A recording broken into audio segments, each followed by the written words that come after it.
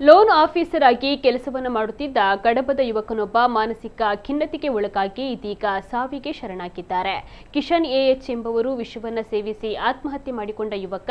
ಈ ಘಟನೆ ಕಡಬ ಪೊಲೀಸ್ ಠಾಣಾ ವ್ಯಾಪ್ತಿಯ ಪುಳಿಕುಕ್ಕು ಎಂಬಲ್ಲಿ ನಡೆದಿರುವುದು ಬೆಳಕಿಗೆ ಬಂದಿದೆ.